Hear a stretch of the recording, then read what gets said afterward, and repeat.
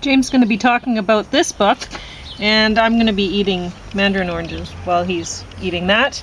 And I guess he's going to talk about some other books there while he explains the Nahlah Ayed one. Yeah, well, before. Or whatever. So I was saying a while back, a couple of days back, that I've kind of been...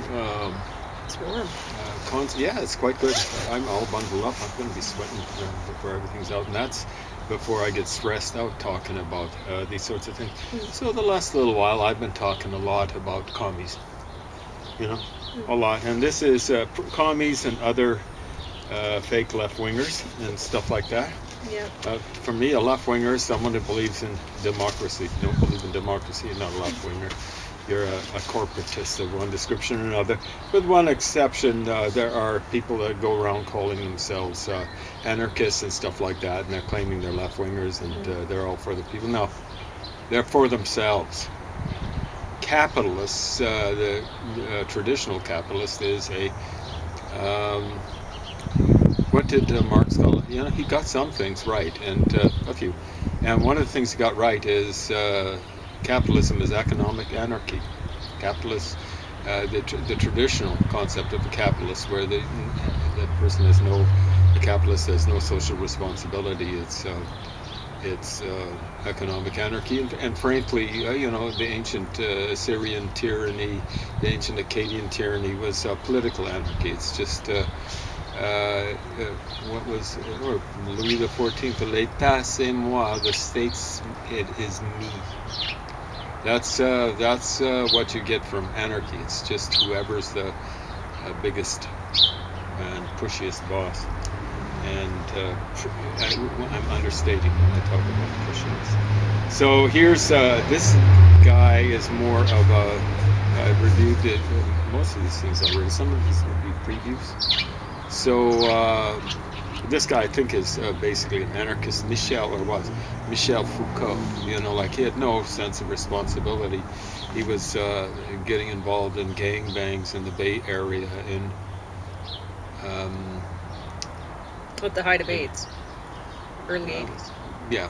So it was obvious that he had it. And I'm not talking about HIV. He had actually developed full-blown symptoms. And there he was, well, not full-blown, because that ultimately puts you right on your deathbed. Yeah. But yeah, so he Lord only knows how many people this dumb chimp killed.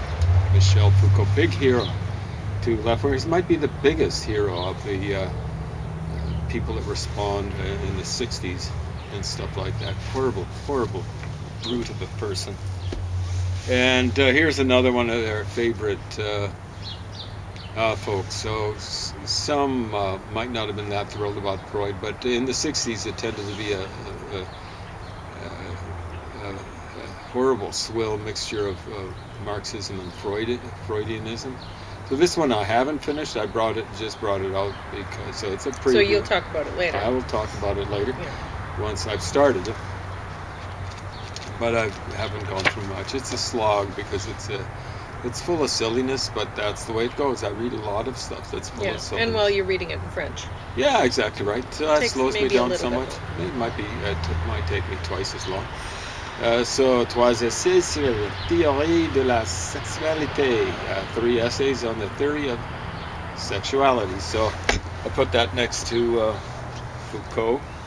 This one I've finished. I've never got around to reviewing yet. So, Cold War. The amazing Canada-Soviet hockey series of 1972. Yeah. I've got to get... I know why you brought that out, because James, lately, he's been quoting hockey plays and stuff. Yeah. Well, partly because... recently, because you've been writing something about when you were I wrote a kid. a song about... It's called... He shoots, he scores. He shoots, scores! So it's where actually Pauline's finished up the song. Yeah, we could do she had an idea about the melody, but and I'm not gonna do music that right too. now. Yeah, and my little part to it will be the chorus. Yeah. We can give that away, which will be The way it's written is that he shoots, he scores. Yeah, but that's not how it's She was said. saying, how do you say it? I Yeah. said, well, it's like Foster he used to say it. And hockey's so fast. Like if it Yeah. were soccer, that was my game, really. It's he shoots, he scores. But in hockey, it's he shoots, he scores. It's like almost, So- as they say about, people don't know what wiring means, but it would come from telegraph. But if you shoot a real hard shot, fast shot in hockey, it's you wired it. So it's just basically it's instantaneous delivery. Yeah. So yeah, last night James he went through a play. He's done it before in Yeah. recent times. He's been thinking a lot about hockey because I've been working with this. Yeah, I know. And so, but he loves hockey anyway. I like hockey. There are aspects of it that I don't like. Okay. I think they should actually just take out all body checking. Okay. And that's not just for the kids, all the way up, because it's so fast. There's still going to be problems with concussions and things like that. Doesn't matter what kind of helmets you're wearing. It's so fast that they should take out all body checking. It'd So make he it much went better. through the goal that won from Canada. Oh, that's Canada. I was trying to It duplicate. was so good. And Esposito puts on that, and Harrison scores or something like that. I can't remember. Foster Hewitt was amazing. I think he's the one who came up with the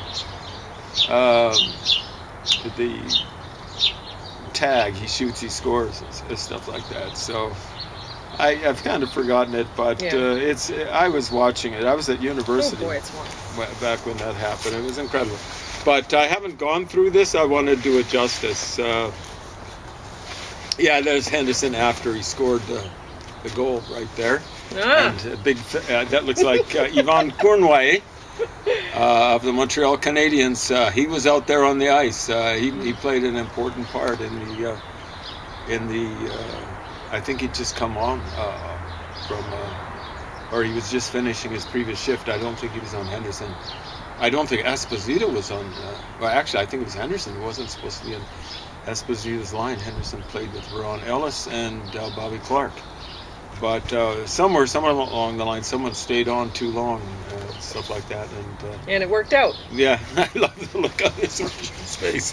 I think there'll be a lot of Russian soldiers in the Ukraine that'll have that look. What happened? I love it. Yeah. Yeah. Anyway. Okay. Oh dear. Oh well, thank you. I should hold your books. Okay, nothing got hit. Anyway, here's a horrible idiot. You talked about that one already. Yeah, I've talked about it already, but I'm not sure if I'm pronouncing it correctly. Superlatov and Pavel and Anatoly. This would be Pavel Paul. And yeah, he's kind of handsome-looking guy for a communist functionary. He was one of their major spy people. He's the one who, according to him, and I don't think anyone contested, who arranged for Stalin's murder or assassination, really, of, they say Leon Trotsky. Come on, there's Lev Trotsky, get it right. Leon would just be the Spanish. I don't think it's a translation, but it might. Anyway, this one, I don't think I've reviewed. You don't recall this one? No. I wanted to do this one justice. Oh. Encyclopedia of Espionage. I love how they've wrapped it in red. So we got 10 minutes. You have lots. Yeah, exactly right. I love how they wrapped it in red because so much of this is about the Cold War, but it precedes the Cold War and stuff like that. It doesn't follow a chronological thing. It's like an encyclopedia, so it's alphabetically arranged and stuff like that. But here you got Guy Burgess. He's a bad guy, Burgess, because he was a commie spy and stuff like that. And it's sad that, like these guys, Burgess, McLean, I can't remember the other names. There were supposed to be 4 of them. They were, what a Guy de Moncy, kind of a French kind of name. Burgess is very English. It kind of means someone, a bourgeois almost. So, nasty individual. And, they survived. If you were spying against the commies, I don't think you survived terribly well. But maybe some spies did. Maybe they used them to trade for some of their, spies that they had over,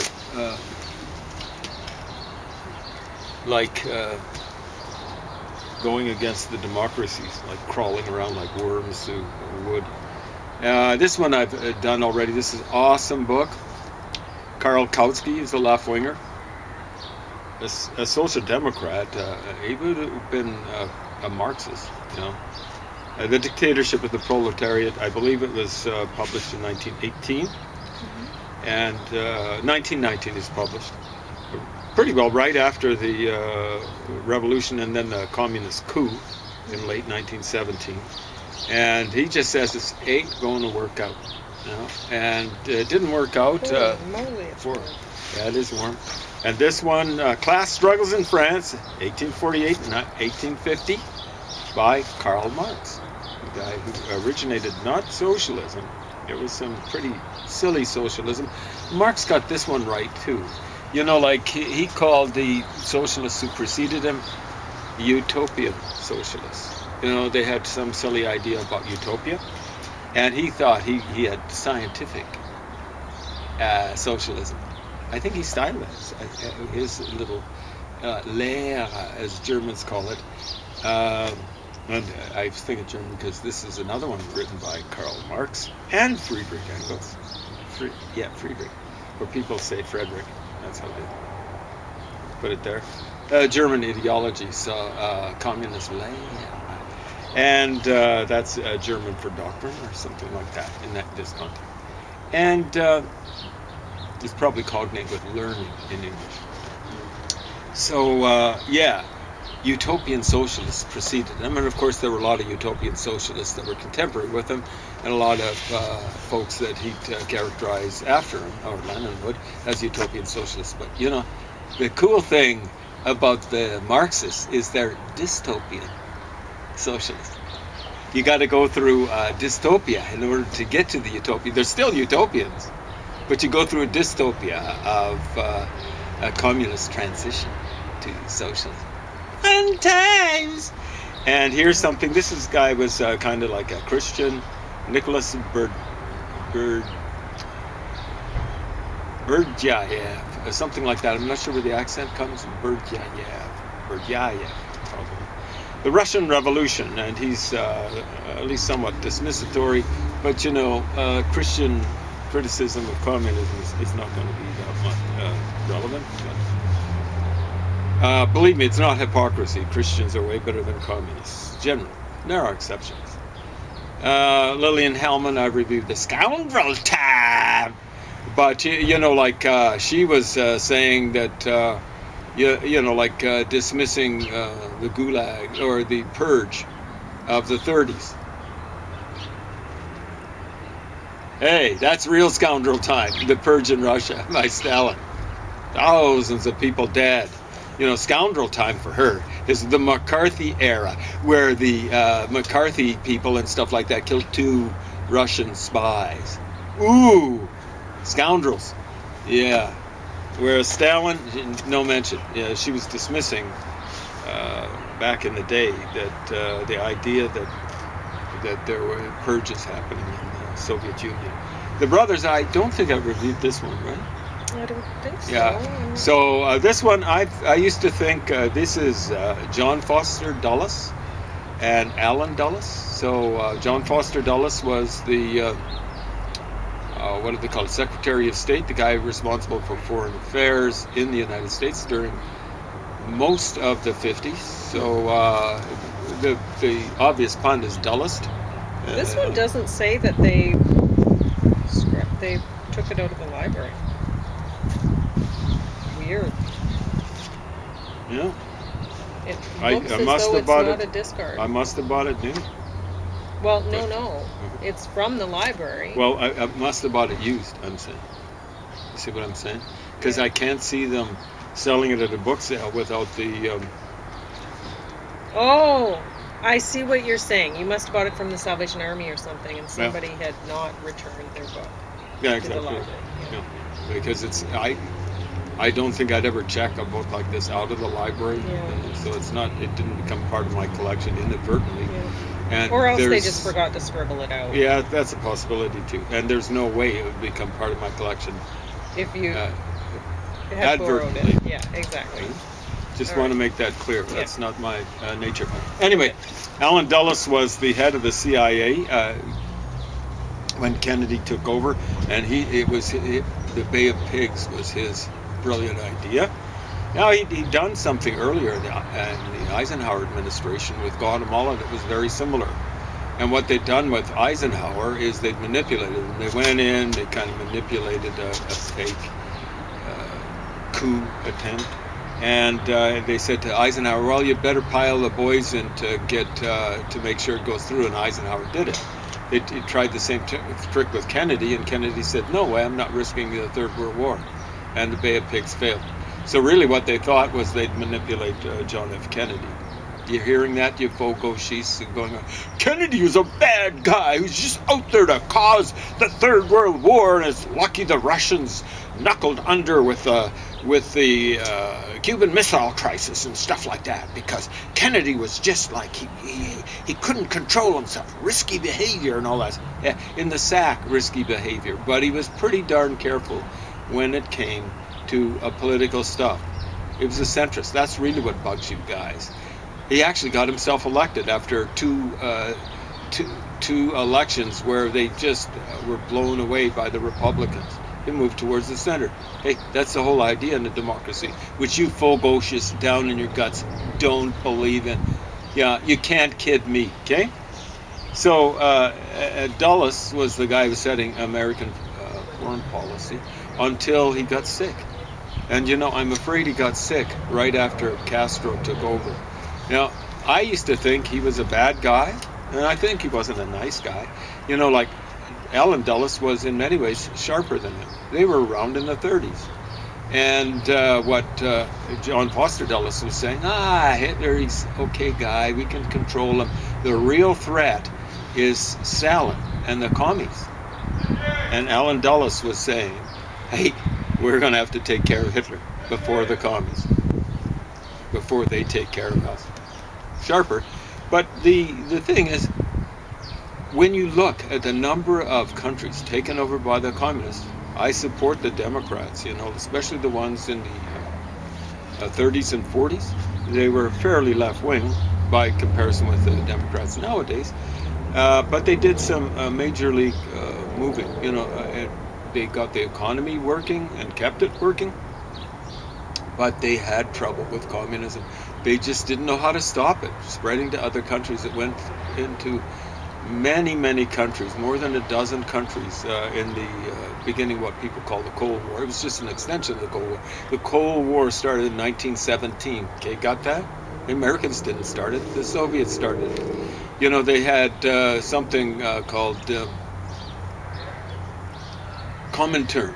Okay, the Comintern from I think 43 to about sometime a little after 45 was put in abeyance. Hey, why? The Americans were providing all sorts of aid and materiel to the Soviets when they were pushing the Germans out of the Soviet Union. I almost said their country, but their countries, because it was many, many different countries that the Soviets had no right to, like Ukraine, Yellow-Russia, but in particular the Ukraine. That's why I mentioned in this context. But what happened is the Republicans took over, and if you pussyfooted around like Mossadegh in Iran, or the leader of Guatemala in like before 1950, these were things that the Republicans inherited. The Democrats hadn't done anything about it. They'd seen what had happened with communists in Eastern Europe. What would happen is they'd so-called liberated a country from the Germans. It really wasn't liberation. It was just an exchange of dictators. The dictatorship was theoretically a little bit better than Hitler's, but yeah. So what would happen is they made sure they'd be in coalition governments. They made sure they're saying, oh, you can have the president or the premier or the prime minister or something like that position. You can have foreign ministry and stuff like that. All we want is to control the police and the army. So the interior and the exterior forces. And then they took over. So coalitions with communists don't work. They work for a while. And then they work for the communists, which means they don't work for anyone else in that country or, frankly, in the world. So what happened, the Republicans' policy was, if you had a coalition with the communists that took over a country, you were getting taken down. And maybe it was an overreaction, but the whole thing is, there were very few countries taken over by the commies during the Republican administration. Finally, it was Cuba with Castro, but Guy was sick by that point in time, and the result we can see. The idiots are still in power in Cuba, and I suspect I tried to get people who are on the internet to check up for me. The left-winger who's in control of Mexico has been telling the Ukrainians to negotiate. And he doesn't like the idea of NATO spreading there, because NATO's an arm of American imperialism. Okay. And, I suspect they're saying this, parroting the same thing in Venezuela and, in Cuba. Gotta watch out for NATO, because, hey, they might take out Cuba and stuff like that. And the people actually might begin to live in something like freedom. More freedom. And they might have better health system. Don't believe the stats you read about Cuba having this great health system, almost as good as the American, if not better. Communists cook the books, okay? They believe in the big lie, just like Hitler did. They don't just believe in it. It's not theoretical only. It's practical. They practice a big lie. Check out what Putin is doing, okay? You stupid fogocious. So here's Nahlah Ayed. So she's hosts a program on regular on CBC, and it's called Ideas. But I call it, what's the big idea? Because so often it's her ideas or some silly idea that where she'll be going. She's actually not so bad, but so many of them, they get someone that they like, they're interviewing. It's almost invariably someone that they like. If it's someone they don't like, interruption. But it's someone, they ask a question, someone answers it. Okay, 5 minutes? Yeah. 5 minutes. Okay, so I haven't finished this. I've been reading it for weeks and weeks. It's only about 500 pages or something like but that. You're having a hard time getting through it. Oh, it's so dreary. The stupidity in here is absolutely rebarbative. But she's got a master's, at least nominally. I don't know what for. So here, this is something that struck me today, just before we came out here for the. I'm reading. So this is what I caught. So presumably you folks have been listening to or watching, but listening to radio or listening to the soundtrack while you're watching on TV or whatever on the internet to what's happening in Ukraine. Continuous bombing, continuous artillery shelling, continuous missile attacks. Places like Mariupol, presumably Kiev. War is noisy, but it begets silence. And on the famed Hammer Street, silence normally has no place. The honking cars, shoppers, beggars, and shoeshine boys had all abandoned their posts,